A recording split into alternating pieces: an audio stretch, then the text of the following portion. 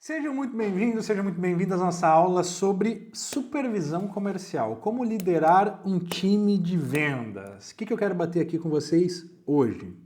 Basicamente, como evitar os principais erros ao colocar um líder de vendas no time.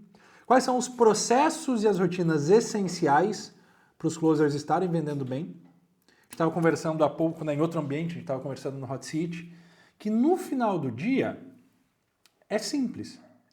Eu posso ter uma segurança, uma tranquilidade na alma que, beleza, o que eu preciso fazer? Eu preciso definir minha meta, eu preciso entender quantas calls eu preciso, perseguir esse número de calls. Se não estiver vendendo, tem alguma partezinha do processo que está errado. Se antes performava e deixou de performar, alguma coisa saiu dos eixos. A gente está há uns 6 anos já com um time comercial. E algo que a gente tem que entender é que, Jota, mas o que eu vou treinar? Assim, eventualmente, aparece algo novo para eu treinar. Eventualmente eu vou acrescentar alguma coisa, mas a maioria das coisas é repetição. Porque não é um departamento onde, beleza, meus closers aprenderam e agora eles vão seguir uma linha reta ou uma linha assim, numa ascensão.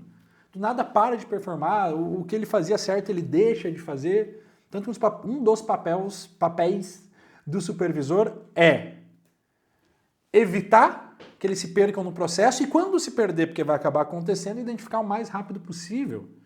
Seja através da rotina deles, seja através dos dados. Então eu posso ter uma simplicidade, veja bem, simplicidade e facilidade são duas coisas diferentes. Não necessariamente é fácil, mas é simples. Então, se alguma coisa saiu do eixo, eu vou entender o que saiu do eixo. Ah, é o comparecimento, é a conversão. Uma coisa também é entender o momento e a maturidade do meu negócio. Uma coisa é estou validando aqui, ainda não sei bem meu MQL, fiz 2, 3 vendas, ainda não estou vendendo pelo tráfego. Outra vez, putz, já tem uma operação robusta, já fiz 30 vendas, já fiz 40 vendas. Nada acontece do dia para a noite. Ah, o cara que comprava para de comprar. É muito difícil que isso aconteça. Então vamos entrar nessas linhas. Como evitar os principais erros e os processos e rotinas essenciais. Vamos começar pelos principais erros. Tá? Vamos começar pelos principais erros. Para mim, a gente tem que elencar aqui qual que é o papel real desse supervisor comercial. Qual que é o papel real? Tem um problema já de nomenclatura, né? A galera chama de head, de diretor, de gestor. Eu gosto de chamar de supervisor porque já deixa explícito qual que é o papel desse cara. É supervisionar. Uma vez que eu tenho meu santo grau, uma vez que eu tenho os processos, tenho tudo bonitinho, eu preciso garantir que ele está sendo executado, que a call está sendo feita da maneira certa, que estão quebrando a objeção, que estão pedindo a venda, que estão fazendo follow-up, que o pré-call está acontecendo. Então, qual que é o primeiro erro para mim? O primeiro erro é delargar. O meu primeiro erro é o mesmo erro que o pessoal comete muitas vezes na entrada de um closer. Existem dores do crescimento, igual as crianças têm, né? Dor do crescimento, existem algumas dores do crescimento. Uma coisa é eu estar vendendo 100 mil, 150, dependendo pelo ticket, 200 mil sozinho.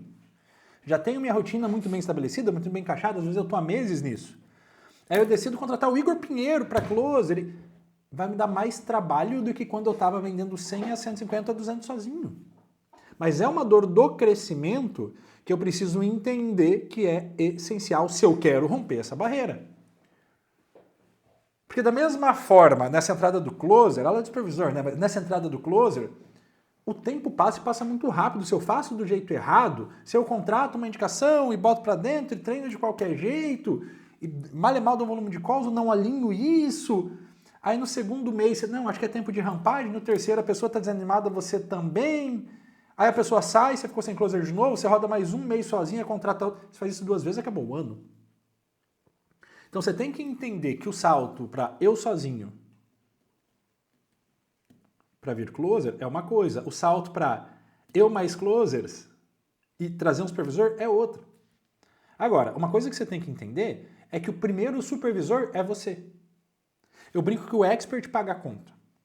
Né? Então, é o período onde...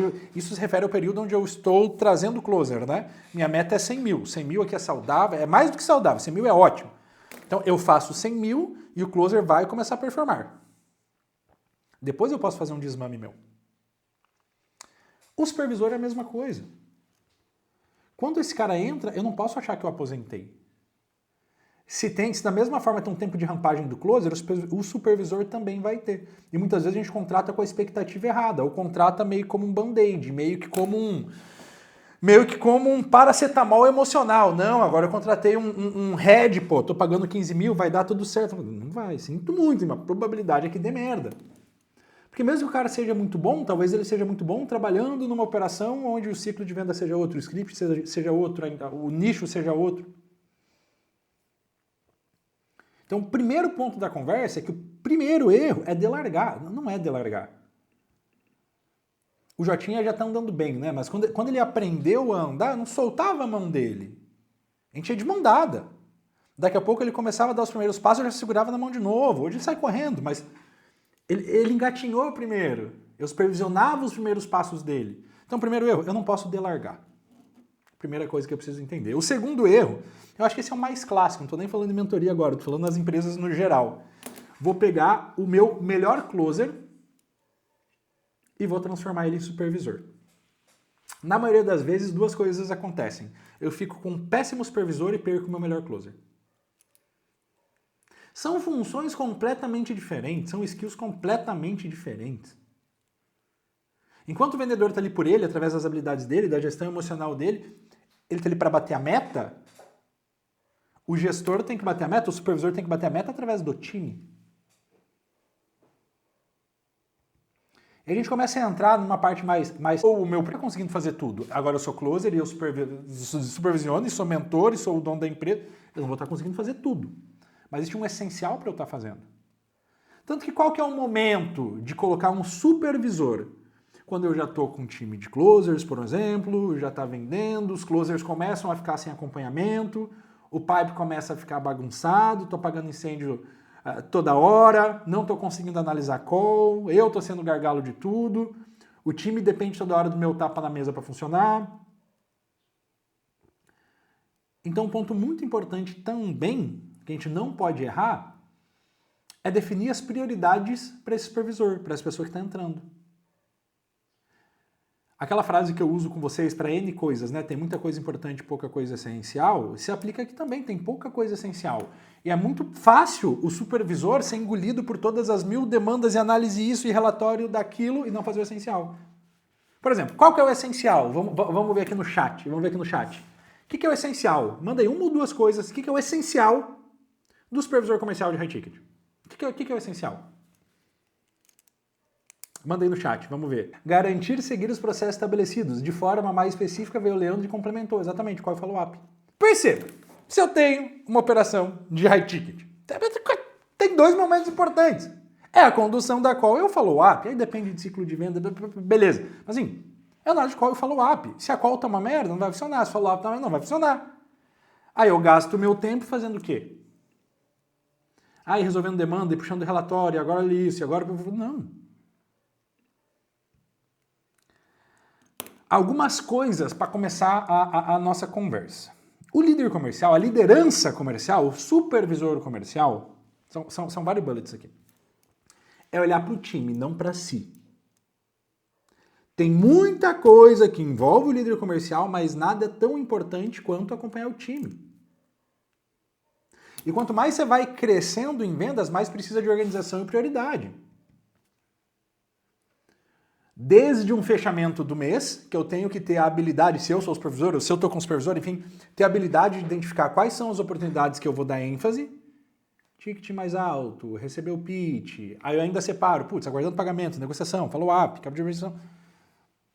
Tanto no dia a dia, porque caso contrário, isso aqui serve para a vida, né? Com a virtude da ordem, o nosso tempo vai se multiplicar. Então eu tenho que proteger minha agenda, eu coloco as prioridades na agenda e o resto eu faço quando dá tempo nos intervalos que eu separo para isso. Porque é muito fácil. Se vocês acordarem, pegar o celular e começar a resolver demanda no celular, vocês vão até a noite resolvendo demanda, chegar no final do dia com uma sensação de estar exausto e de não ter feito nada do que era essencial.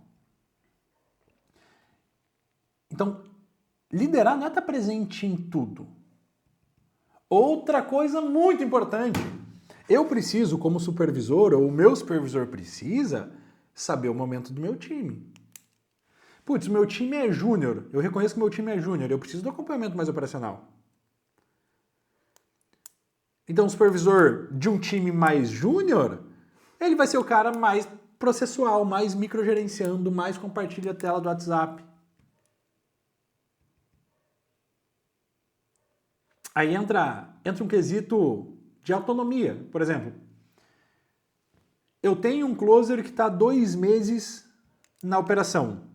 Ele precisa de mais processo e menos autonomia. Tá, vai aqui, faz by the book. Cara, tem um cara que está 5 anos, vende bem pra cacete. Cara, tua meta é essa, vai. São 2 coisas diferentes. O closer no segundo mês vai precisar do script da análise de qual constante de microgerenciamento, o outro não. Então, eu preciso ter alinhado a agenda do meu supervisor, se eu já o tenho, com as premissas do negócio, não deixar ele montar a própria agenda. Quer dizer, veja bem, né, às vezes traga um cara com experiência, mas eu tenho que alinhar com ele quais são as prioridades. Ninguém conhece teu negócio tão bem quanto você. Jota, mas eu não tenho supervisor, eu entrei aqui porque eu estou com 2 closers, eu estou com um closer e não está bem. Então, beleza, a gente vai entender o que é o essencial e tu vai colocar algum momento na tua agenda para isso. Jota, eu já faço daily. Legal, pode ser a própria daily, por exemplo. Então, se é o supervisor mesmo, se eu tenho alguém com um papel, manda aqui no chat para mim, quem já tem supervisor. Quem já tem, manda eu tenho, quem não tem, manda não. Não tenho. Manda aqui para eu dar uma olhada. Eu acredito que a maioria não tem. O Igor, eu sei que tem, mas enfim. O Bruno. Então, o que acontece?